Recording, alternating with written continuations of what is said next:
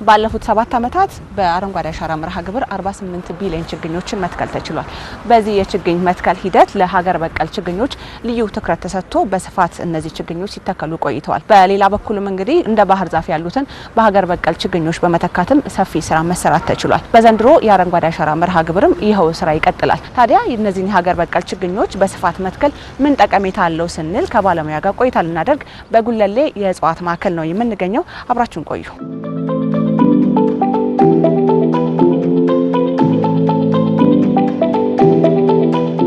ግቢያችሁ በሀገር በቀል ዛፎች የለማ ነው።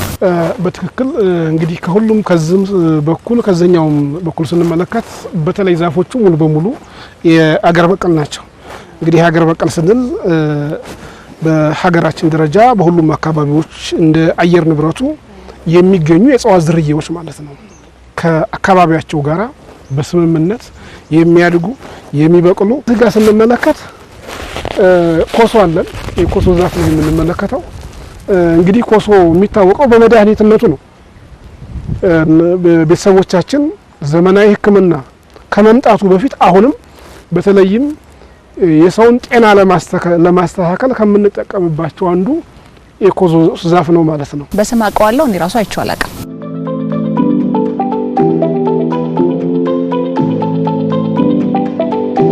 እዚጋ ደግሞ እናገኛለን ጥቁር እንጨት እናገኛለን ማለት ነው።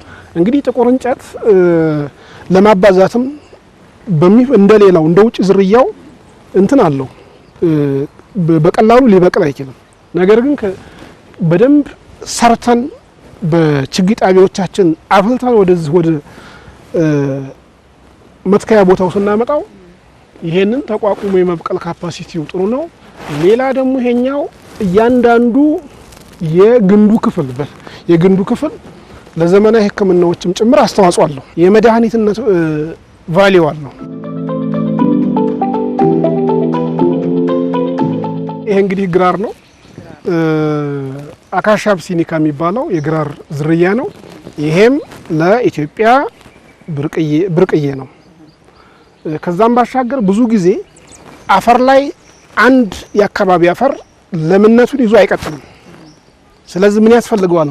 ተጨማሪ አፈሩን ሊያዳብር የሚችል በተለይም በአፈር ውስጥ የናይትሮጅን እጥረት ሲኖር አንድ በስሮቹ ናይትሮጅን ፊክስ ያደርጋል ማለት ነው።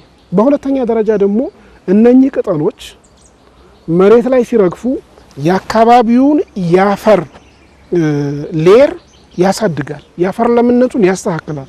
በቅደም ተከተል እያየን የመጣ ነው። እዚህ ጋር ደግሞ ምን አለ? ዶቅማ አለ። ይሄ ዶቅማ ብዙ ጊዜ የት ነው የምናገኘው? እነኚህ ወንዝ አካባቢ ማለት ነው። በቃ ከውሃ የውሃ በደንብ እንትን ብለው አንደኛ እዛ አካባቢ ያለውን ውሃ በማጥራትም እንደገና ደግሞ ብዙ ጊዜ ወንዝ ዳርቻዎች ለምለም ሆነው የምናያቸው ይሄ አሁን ቅጠሉ አይረግፍም። ምን ጊዜም እንደዚሁ አረንጓዴ ደረቅ ወቅትም ስንመጣ አረንጓዴ ሆኖ ነው የሚቆየው።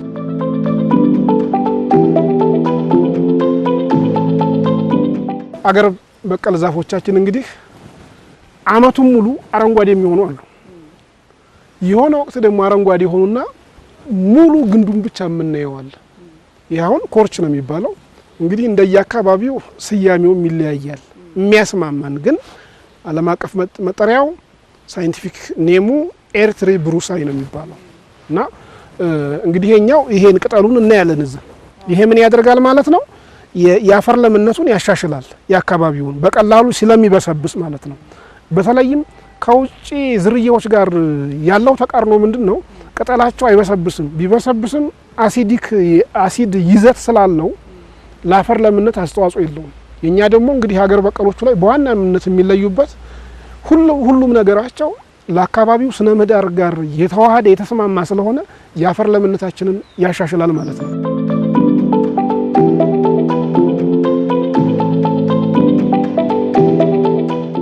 ዞር እያለን ሀገር በቀል ችግኞችን እንዲሁም ፋይዳቸውን እያየንና የመጣ ነው። ኢትዮጵያ እንግዲህ ባለፉት 7 ዓመታት 48 ቢሊዮን የሚጠጉ ችግኞችን ተክላለች። በዚህ ሂደትም ለሀገር በቀል ችግኝ ትኩረት ሰጥታለችና እንደው በስፋት እነዚህ የሀገር በቀል ችግኞች መተከላቸው በተለይ ለአየር ንብረት ምንድነው ያለው አስተዋጽኦ?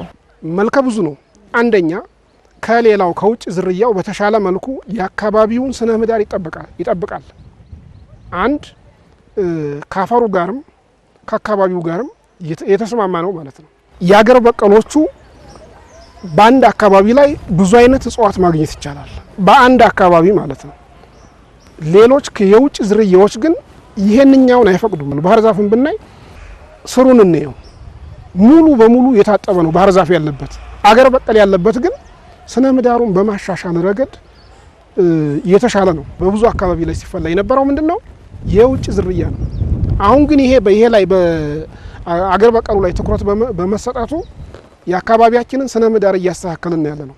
ጎን ለጎንም በአየር ንብረት ለውጥ ተግዳሮት ችግሮች የሚመጡትን ለመቋቋም እንድንችል አቅም እየተገነባ ነው ያለው ማለት ነው። አመሰግናለሁ። እኔም አመሰግናለሁ።